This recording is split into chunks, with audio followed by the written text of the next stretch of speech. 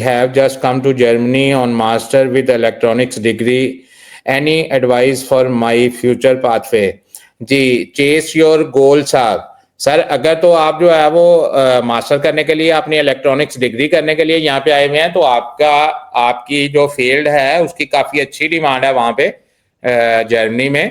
तो आप जो है वो जर्मनी में रह के जर्मन लैंग्वेज सीखें और साथ में जो है वो सिस्टम में इंटीग्रेट करने की कोशिश करें। वहाँ पे जितनी भी इलेक्ट्रॉनिक्स की कंपनी है जहाँ पे आपको पॉसिबिलिटी हो सकती है कि आपको वहाँ पे जॉब ऑफर मिल सकती है, वहाँ पे इंटर्नशिप वगैरह करें, छुट्टियों में वहाँ पे जाएं, हफ्ता हफ्ता 10-10 दिन की वहाँ पे जो है वो इंटर्नशिपें करें, ताकि आपकी जो लैक्स है वो कंपनियों के साथ हो। और जैसे ही आपको जो है वो आपका PSW आएगा, मास्टर करने के बाद आपको 18 महीने का वो जो है वो PSW मिलेगा, पोस्ट स्टडी वर्क वीजा। उसके ऊपर जो है वो आप अपनी फील्ड में वहाँ पे जो है वो जॉब ग्रैब कर सकते हैं। अगर आप अपनी फील्ड में वहाँ पे जॉब ग्रैब करने में कामयाब हो जाते हैं तो आपके लिए ये गुड न्यूज है कि आपका जितना भी स्टडी का टाइम है वो आपका साथ में इंक्लूड होगा। प्लस आप जैसे ही ये 1.5 साल आपने मास्टर किया हुआ है, आगे जो है वो 1.5 साल आपका PSW है, 2 साल आप मजीद यहाँ पे काम करेंगे, 5 साल में आपको वहाँ पे PR मिल जाएगी, 6ठे साल में आपको वहाँ पे जो है वो पासपोर्ट मिल जाएगा। तो इसलिए जर्मन लैंग्वेज सीखें, अपनी फील्ड में इंटीग्रेट करने की कोशिश करें, कंपनीज के साथ जो है वो आपको जो है वो इंटरेक्शन में आना चाहिए, इंटर्नशिपें करनी चाहिए, चाहे आपको फ्री में करना पड़े पैसे, चाहे वो कंपनीज ना भी दें, लेकिन अपने फ्यूचर के लिए ये सारा कुछ करें। वो इसलिए कह रहा हूं कि फ्री भी में अगर आपको काम करना पड़ता है वो करें, क्योंकि अगर आपने ये काम नहीं किया, आपको जो है वो जर्मनी छोड़ के किसी और मुल्क में जाना पड़ा, तो क्योंकि आप अभी अभी यूरोप में नए हैं, आपको ये बिल्कुल नहीं पता कि भाई यहाँ पे क्या हालात है। मुझे 2 दिन हुए हैं, 3 दिन हुए हैं, तीसरा दिन है मेरा जो है वो जर्मनी से यहाँ पे आए हुए। पुर्तगाल में मैंने जो हालात यहाँ पे देखे हैं, लोग यहाँ पे जो है वो बारिश पड़ रही है, छतरियां लेके पार्कों में बैठे हुए हैं,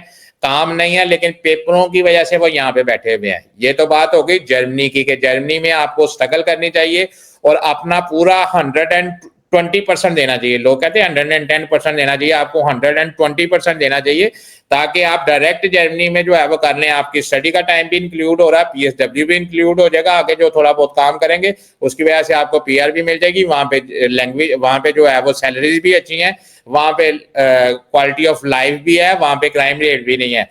अगर आपको वहां से छोड़ के यहाँ पे आना पड़ा, यकीन करें यहाँ पे और जॉब करेंगे 500-700-800 रुपए में। अगर जॉब मिल जाती है तो 700-800 से ज्यादा यहाँ पे कोई सैलरी नहीं देगा। पेपर लेने हैं, सेकंड ऑप्शन अपने पास रखनी है, वहां पे बैठ के आप ये काम कर सकते हैं। अगर आप अफोर्डिंग हैं, काम पैसे कमा रहे हैं, उसमें से थोड़ा सा हिस्सा निकाल के यहाँ पे जो है वो हिस्सा डालते रहें, पुर्तगाल के पेपर ले लें। अगर ये काम नहीं करना चाहते, मैं तो आपको कहूंगा आपको बिल्कुल नहीं करना चाहिए। आपको अपनी फील्ड में 200% देना चाहिए कि आपको वहां से छोड़ के यहाँ पे ना आना पड़े। क्यों कि अल्टीमेटली हम लोग पैसे कमाने के लिए आते हैं, तो पैसे की कमाई जो है वो सिर्फ जर्मनी में है, बाकी सिर्फ धक्के हैं। जितने भी लोग यहाँ पे हैं, जितने भी लोग पुर्तगाल या स्पेन में बैठे हुए हैं, हर बंदा दिमाग में ये एक चीज लेके बैठा हुआ है, मुझे कब जो है वो चांस मिलेगा तो मैं जर्मनी जाऊंगा। तो अगर अल्लाह ने आपको ये चांस दिया है कि आप जो है वो डायरेक्टली जो है वो जर्मनी में लैंड किए हैं, वहां पे आपको पढ़ने का टाइम मिला है, वहां पे लैंग्वेज सीखने का टाइम मिला है, साथ में थोड़ी सी एफर्ट करके अपनी जो है वो फील्ड में वहां पे जो है वो इंटीग्रेट करें, लैंग्वेज सीखें, वहीं पे सेटल हो जाए।